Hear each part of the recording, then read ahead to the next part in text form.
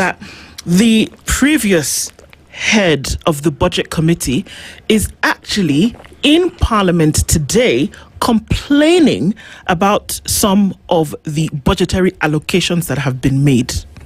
The current head of the budget committee can also be seen as a highly political position.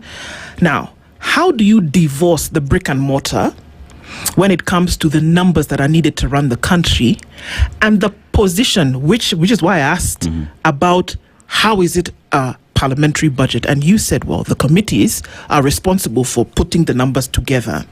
How do you divorce the brick and mortar where government needs money to do 1, 2, 3 and the leaning that a committee would take based on the fact that its head is a political position? First, let's agree that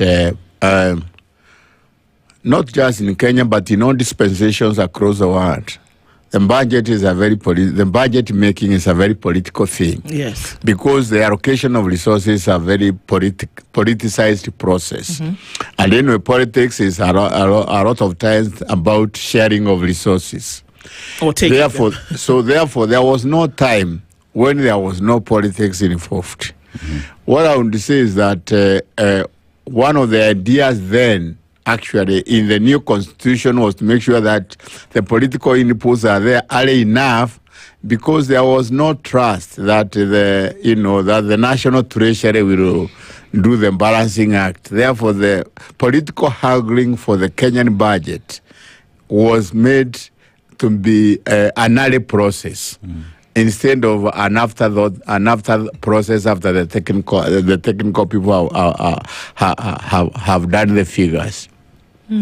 But of course, in all these things, of course, the institutions work together. Parliament works with the national treasury and so on. And of course, juxtaposed in all that is the president as head of state. Now we are not then talking about him even just being head of government; he's also head of state. So so there's these figures are worked out between all those parties, and it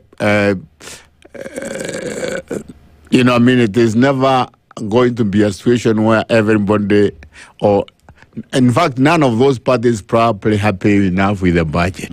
I think that's what I can say. Okay. Therefore, in a sense, also the budget also reflects the balances of power and so forth.